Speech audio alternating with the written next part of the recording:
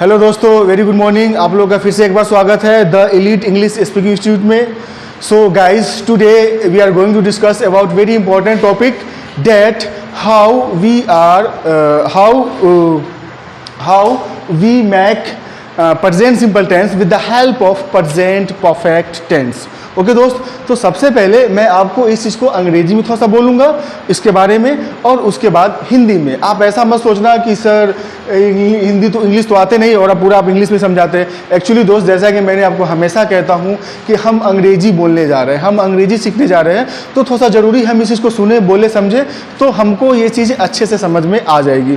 तो आज हम लोग देखने जा रहे हैं कि प्रेजेंट परफेक्ट टेंस से प्रेजेंट सिंपल टेंस हम कैसे बनाते हैं। ओके दोस्तों, तो सबसे पहले चलो एक थोड़ा सा क्या कहते हैं कि अजीब सी हालत है तेरे जाने के बाद। अजीब सी हालत है तेरे जाने के बाद, भूख नहीं लगती खाने के बाद। मेरे पास 2 ही समोसे थे, वो मैंने खा लिए, एक तेरे जाने से पहले और एक तेरे जाने के बाद। ओके दोस्तों, तो चलिए हम स्टार्ट करते हैं कि प्रेजेंट परफेक्ट टेंस से प्रेजेंट सिंपल टेंस हम कैसे बनाते हैं। तो इसकी जो स्टोरी कहती है, थोड़ा सा इंग्लिश में, उसके बाद हिंदी में बहुत ही डिटेल से समझाऊंगा। तो कहती है the point to be noted is that after the use of has और have if we use embittered, then such sentences are identified as present perfect tense. But in other hand, after the use of has or have, if we do not use embittered, and in place of embittered, if we use a noun, pronoun, adjective and article, just for noun, pronoun, adjective and article, then such sentences are identified as present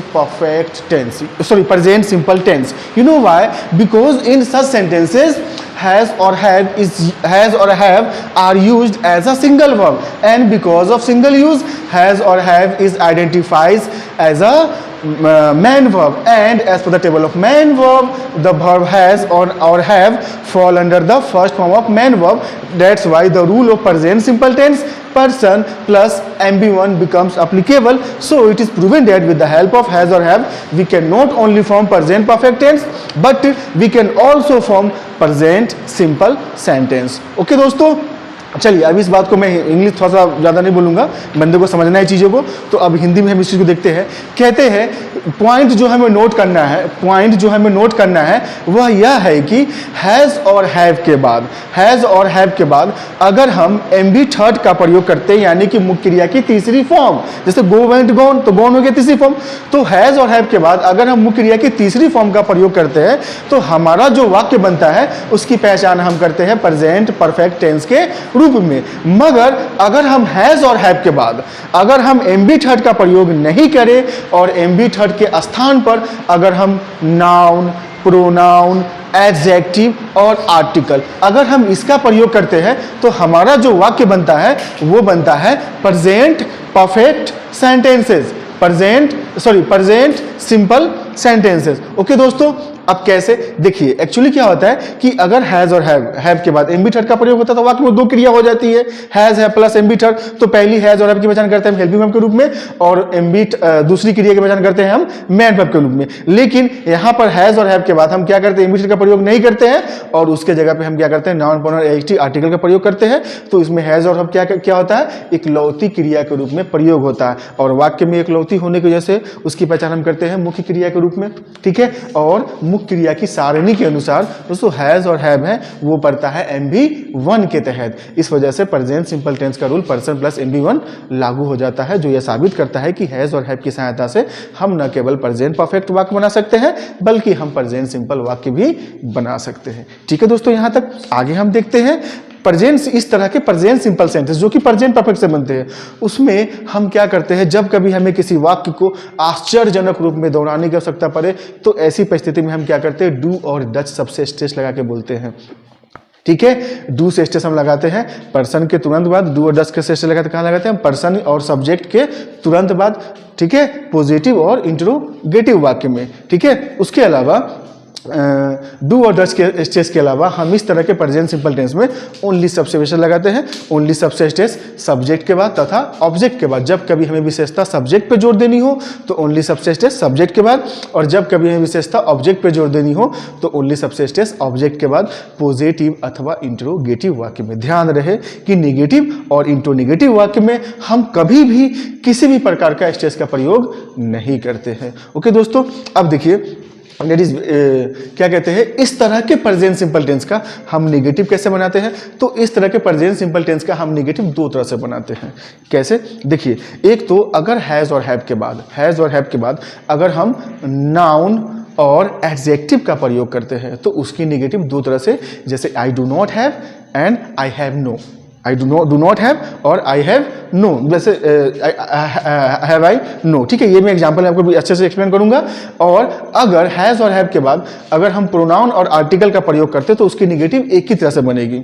ठीक है, जैसे क्या बोलते हैं, do not have और does not have से। किससे बनाएंगे, डू नॉट हैव और डज नॉट हैव से। उसी प्रकार से इंट्रोगेटिव और इंट्रोनेगेटिव वाक्य की शुरुआत हम किससे करते हैं, डू और डज से, हैज और हैव से नहीं करते। हैज और हैव से जो हम इंट्रोगेटिव बनाते हैं वो किसे बनाते हैं, प्रेजेंट परफेक्ट में। ठीक उसी प्रकार हैज नॉट और हैव नॉट से नेगेटिव किसे बनाते हैं, प्रेजेंट परफेक्ट में। लेकिन इस तरह के जो प्रेजेंट सिंपल टेंस है उसका जो हम नेगेटिव बनाते हैं, do not have, does not have और हैज नो, हैव नो। ठीक है, पर्सन के प्रयोग के अनुसार। ठीक उसी प्रकार से इंट्रोगेटिव और इंट्रोनेगेटिव किसे करते हैं, डू और डज से करते हैं। ठीक है दोस्तों, तो अब देखिए एग्जांपल, मैं एग्जांपल से आपके द्वारा आपको समझाता हूं और प्रूव करूंगा कि कैसे ये भी प्रेजेंट सिंपल टेंस है। तो आप गौर से देखें, सुने और समझे। जैसे अगर मैं एक एग्जांपल लिखूं कि आई हैव मनी, ठीक है, आई हैव मनी। अब मैं यहां पे जोड़ दूं कि आई हैव स्टोलन मनी, तो क्या हो जाता, present perfect tense, I have stolen money. मैंने पैसे चुराया है, या मैंने पैसे चुरा लिया, या मैं पैसे चुरा चुका हूं, लेकिन मैंने लिखा आई हैव मनी। तो इसमें आई क्या हो गया, पर्सन, हैव क्या हो जाएगा आपका MB1, और मनी क्या हो जाएगा, नाउन। अब दोस्त प्रेजेंट सिंपल टेंस का स्ट्रक्चर क्या कहता है, पर्सन प्लस MB1, यही तो है प्रेजेंट टेंस। ठीक है, अब कोई आपसे पूछे कि भाई ये प्रेजेंट टेंस कैसे है, साबित करो, तो आप उसको बताओगे कि देखिए एक्चुअली क्या होता है कि जब किसी वाक्य में कोई हेल्पिंग वर्ब है ना, हेल्पिंग वर्ब के बाद कोई मुख्य क्रिया लगी हो, चाहे मुख्य क्रिया की पहली फॉर्म हो, दूसरी फॉर्म हो, तीसरी फॉर्म हो, चौथी फॉर्म हो और पांचवी फॉर्म हो, तो वहां पे ये सब क्या कहलाते हैं, हेल्पिंग वर्ब के रूप में पहचाने जाते हैं। लेकिन जब कोई हेल्पिंग वर्ब वाक्य में इकलौती क्रिया के रूप में प्रयोग होता है तो वह हमेशा उस वाक्य की मुख्य क्रिया के रूप में पहचानी जाती है। इस बात को आप ध्यान रखिएगा। और जब मुख्य क्रिया के रूप में पहचानी जाएगी तो उसका हम टेबल ऑफ मैन वर्ब देखेंगे। तो टेबल ऑफ मैन वर्ब के अनुसार, यानी कि मुख्य क्रिया की सारिणी के अनुसार, ये जो हैज और हैव है वो MB1 के तहत पड़ता है। वो कैसे, अब हम देखते हैं। जैसे होता है ना हैज और हैव, ठीक है, हैज और हैव ये हो गया आपका MB1। उसी प्रकार से फिर आ जाएगा हैड, ये हो गया आपका MB2, फिर हो गया हैड, ये हो गया आपका MB3, हैविंग MB4 और टू हैव ये हो जाएगा आपका MB5। ठीक है दोस्त, तो ये हमने कब देखा, जैसे होता है ना हर मुख्य के पास go, went, gone, going to go, उसी प्रकार से इनका भी फॉर्म होता है।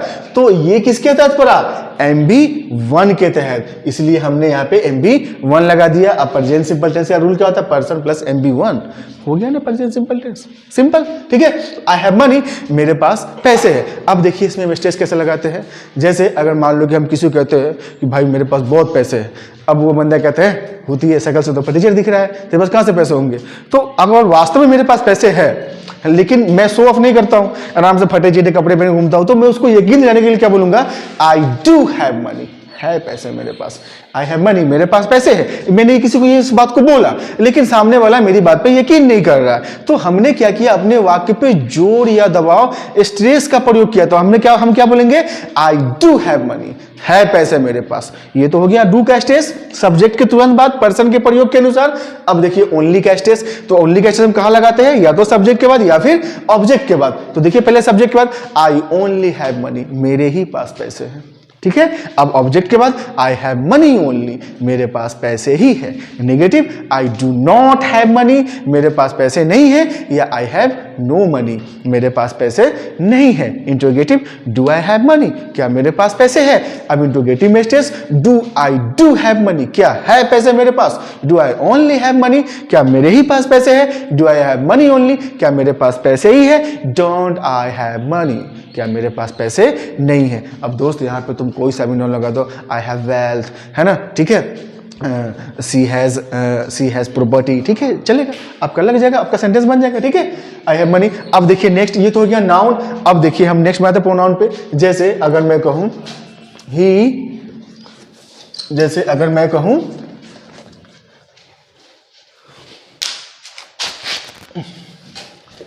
he has her snap, he has her snap, तो he क्या हो गया, पर्सन, has क्या हो गया, हेल्पिंग वर्ब, her क्या हो गया, प्रोनाउन, ठीक है, has क्या हो गया, सॉरी MB1, है ना। he has her snap, उसके पास उसकी तस्वीर है। he has her snap, उसके पास उसकी तस्वीर है। अब स्टेज लगाएंगे, he does have her snap, है उसके पास उसकी तस्वीर, ठीक है। पहले मैंने क्या बोला, ही हैज हर स्नैप, उसके पास उसकी तस्वीर है। अब स्टेज लगे में क्या बोला, ही डस हैव हर स्नैप, है उसके पास उसकी तस्वीर।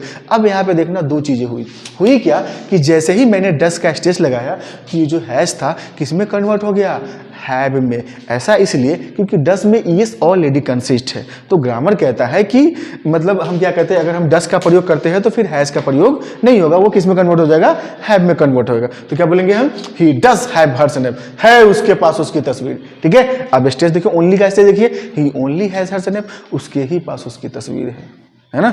He has her snap only, उसके पास उसकी तस्वीर ही है, उसके अलावा कुछ भी नहीं है, ठीक है। ऐसा बोलते हैं ना हम लोग, बातें करते हैं तो, या फिल्मों वगैरह में आप लोग हमेशा देखते होंगे, ठीक है।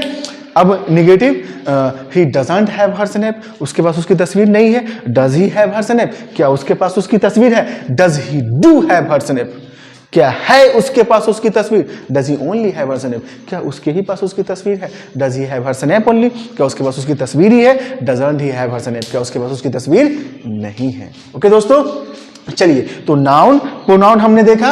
अब हम देखेंगे एडजेक्टिव, ठीक है। जैसे मैं कहूं कि सी हैज ब्यूटी, तो सी क्या हो गया, पर्सन, हैज क्या हो गया, एम्बियन, और ब्यूटी क्या हो गया, एडजेक्टिव। सी हैज ब्यूटी, जैसे वह खूबसूरत है या उसमें खूबसूरती है, ठीक है।